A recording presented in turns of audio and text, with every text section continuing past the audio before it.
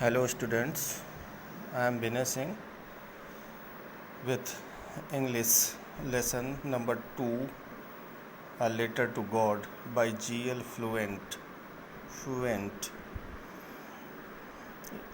In this lesson, A Letter to God, it shows a firm faith in God. There is a character named Lencho who is a farmer, hard-working farmer. He faces ruin.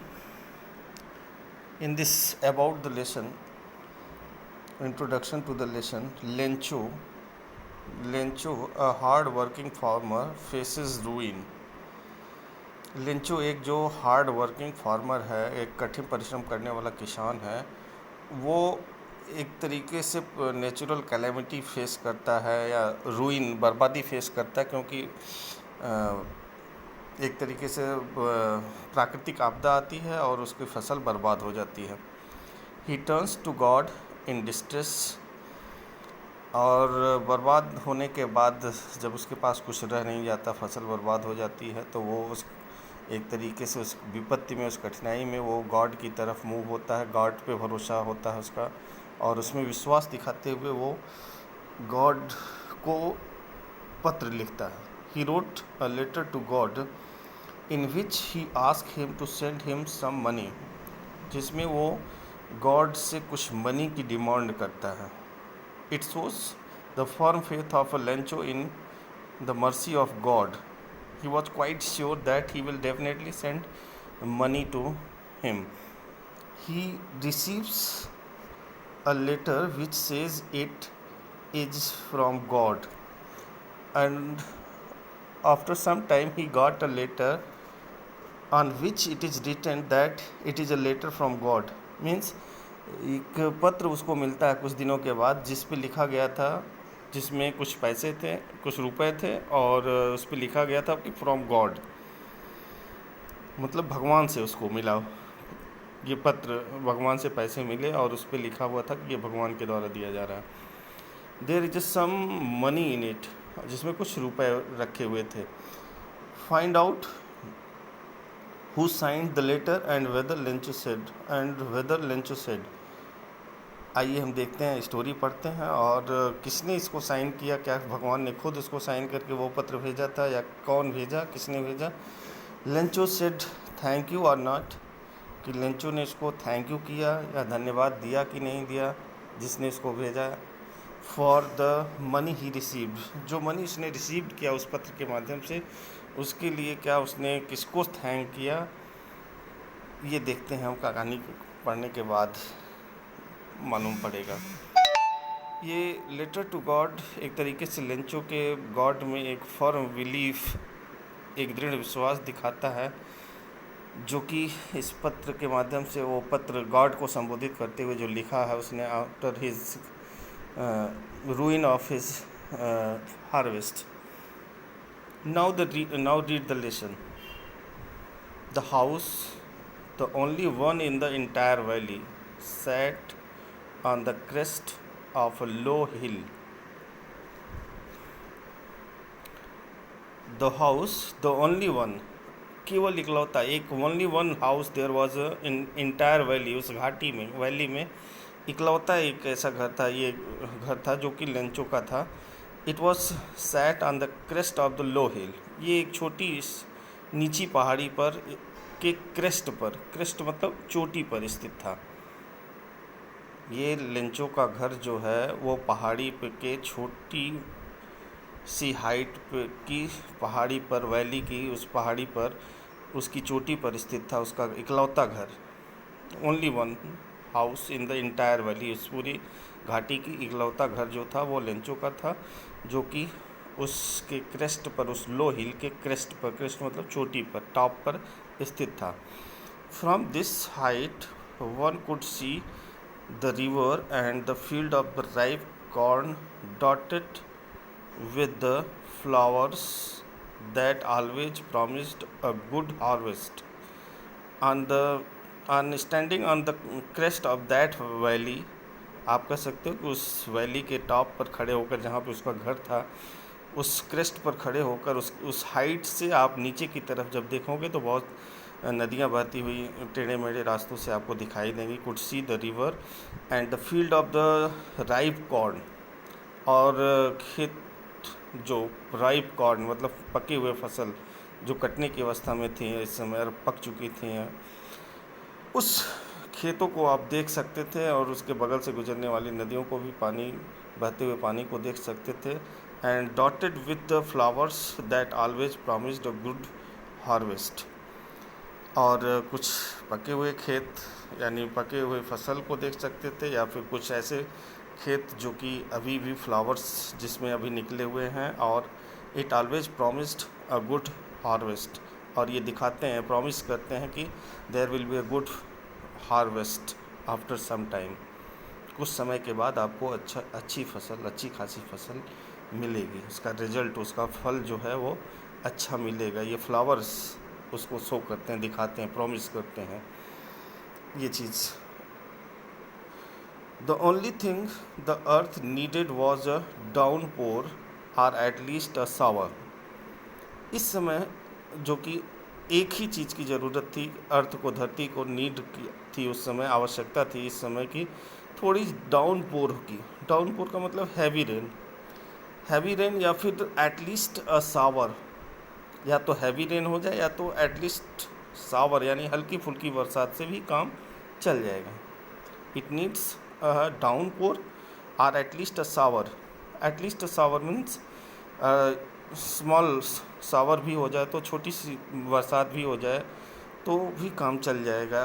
ये अर्थ की इस समय आवश्यकता थी, धरती की मतलब फसल को पानी की आवश्यकता थी उस समय. Through out the morning Lencho who knew his fields intimately throughout the morning.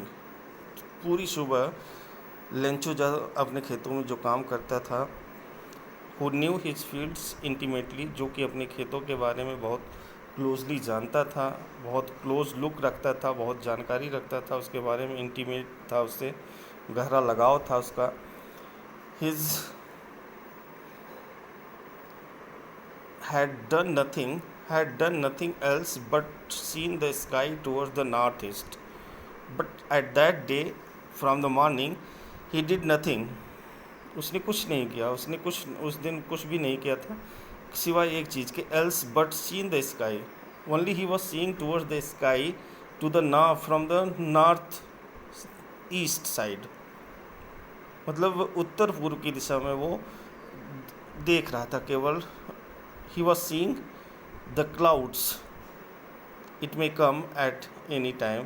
He was waiting for the cloud. You can say, आप कह सकते हो कि वो क्लाउड का इंतज़ार कर रहा था और बार बार नॉर्थ ईस्ट की दिशा में वो देख रहा था कि कब बादल आए, कब डाउनपोर या सावर करके हमारे खेतों में, खेतों के फसलों को वो पानी से सराबोर करें या पानी की जिसकी ज़रूरत है वो पूरा करें. Now we are really going to get some water, woman. After seeing clouds in the sky, he said to his wife, means Lencho said to his wife that we are really going to get some water, woman, wife, we are going to get some water from the sky. हम लोग means it is going to rain, means कि cloud देख के ऐसा लगता है कि आज थोड़ी बहुत वर्षा ज़रूर होगी. It really going to get some water, कुछ न कुछ पानी गिरेगा. ये क्लाउड देखकर लेंचो कहता है अपनी वाइफ से. The woman who was preparing supper replied, yes, God willing. Then his wife replied to him. The woman who was preparing supper, जो कि भोजन पका रही थी उस समय, उस किचन में थी और वहीं से जवाब देती है that yes, God willing to have some rain, कि भगवान बरसात करना चाहते हैं. God willing to have some rain on our harvest. The older boys were working in the field while the smaller ones were playing near the house. उसके जो बड़े बेटे थे या ओल्ड बड़े एज के थे, उसके बच्चे जो थे वो खेतों में काम कर रहे थे, working in the field, while the smaller ones were were playing near the house. और जो छोटे बच्चे थे उसके, वो घर के पास में ही खेल रहे थे। Until the women called to them all.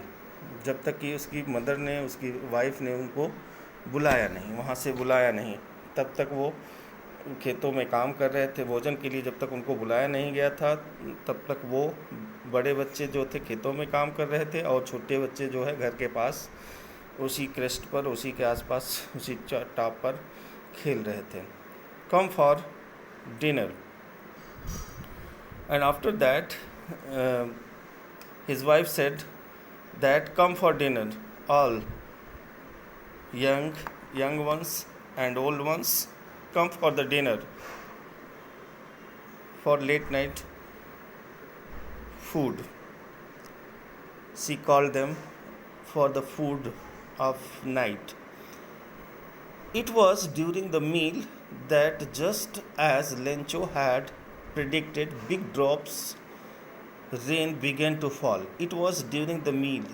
ठीक उसी समय, मील के समय, जब while they were taking food, at the same time, just as Lencho had predicted, जैसा कि लेंचो ने प्रेडिक्ट किया था या अनुमान लगाया था। प्रेडिक्ट करना, अनुमान लगाना या भविष्यवाणी की थी, जैसा कि उसने पहले कहा कि आज बरसात होगी, कुछ न कुछ होगी, उसी तरीके से उसको दृष्टिगत करते हुए वो फिर big drops of rain began to fall, यानी बरसात शुरू हो जाती, बड़ी बड़ी बूंदें पड़ना शुरू हो जाती। While they were taking their meals, जब वो अपना भोजन कर रहे थे, वो ठीक उसी समय बरसात शुरू हो जाती है, बड़ी बड़ी बूंदें गिरना शुरू हो जाती। In the north east huge mountains of clouds could be seen. और उसी नॉर्थ ईस्ट दिशा में, उत्तर पूर्व दिशा में, ह्यूज माउंटेन्स ऑफ क्लाउड्स, एक मतलब क्लाउड्स का, बादलों का पहाड़, बहुत बड़ा पहाड़ देखा जा सकता था, आसानी से देखा जा सकता। कुड बी सीन अप्रोचिंग का मतलब आते हुए और नज़दीक आते हुए, इस पहाड़ी के नज़दीक जहाँ पे उसका घर स्थित था, वो उस clouds, mountain of clouds was approaching towards his house or up to his house, in the sky towards his house. The air was fresh and sweet, and the wind was blowing. The wind which was blowing at that time, it was very fresh, quite fresh and sweet. Wind was blowing at that time. बहुत सुगंधित और बहुत ही ताज़ी हवा उस समय blow कर रही थी, चल रही थी, और आसमान में बादल, घने बादल छाए हुए थे, जो कि तेज़ी से फैल रहे थे, तेज़ी से बढ़ रहे थे, अप्रोच कर रहे थे, आगे बढ़ रहे थे। The man went out for no other reason than to have the pleasure of feeling the rain on his body.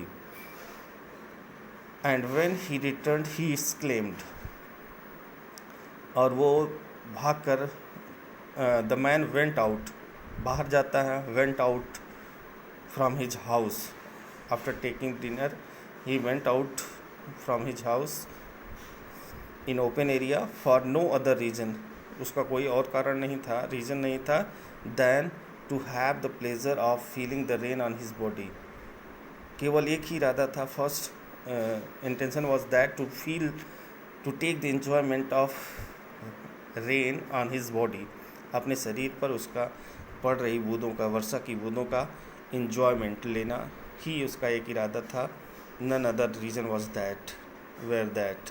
And when he returned, he exclaimed, but जब वो लौटा, वापस लौटा उस इन्जॉयमेंट लेने के बाद, when he returned, he exclaimed, he was surprised, he was quite surprised, वो आश्चर्यचकित था, exclaimed था, these aren't raindrops falling from the sky, they are new coins, The big drops are 10 cents pieces and the little cents are 5. After feeling the raindrops on his body, the Lencho said, "These aren't raindrops." He said to his family that these are not raindrops. ये raindrops नहीं है, means ये वर्षा की बूंदें नहीं है, बल्कि falling from the sky, ये ऊपर से गिरने वाली, आकाश से गिरने वाली बूंदें रेन ड्रॉप्स ही नहीं है, बल्कि दे आर न्यू कॉइन्स. ये just like falling of the coins है. ये सिक्के गिर रहे हैं, रुपए गिर रहे हैं जैसे लग रहा. द बिग ड्रॉप्स और 10 cents pieces because they are fruitful, because they are fruitful या beneficial for our harvest, very beneficial for our harvests. The big drops are 10 cent pieces. जो बड़ी बूंदें हैं वो 10 सेंट्स के बाद 10 पैसे के बराबर हैं. And little ones are 5 are equal to 5 पैसे. छोटी बूंदें जो हैं वो 5 पैसे के बराबर हैं. ये वर्षा की बूंदें ही नहीं, ये बड़ी बूंदें ही नहीं है, बल्कि ये just like a rain drops of passage rupees. Big drop of rain are just like 10 passes, and little raindrops are just like 5 paise. Okay students, this is the explanation of lesson 2. First lesson I have taught you in April May course. इस तरीके से मैं थोड़ा थोड़ा करके आपको पढ़ाता रहूँगा. आगे वीडियो बना कर जाओ. बहुत ज़्यादा बड़ा वीडियो बनाने के बाद खुलेगा नहीं, ओपन नहीं होगा, दिक्कत होगी. थोड़ा थोड़ा करके आपको आगे बताते रहेंगे. आप घर पे रहिए, पढ़ते रहिए, सेफ रहिए, सुरक्षित रहिए, अपने आप को सुरक्षित रखिए. आगे जैसा रहेगा वैसे आपको सिचुएशन जैसी रहेगी उस तरीके से आपको करना है. आपको निर्देश समय समय पर दिया जाएगा. घर पे रहिए, पढ़ते रहिए. ओके.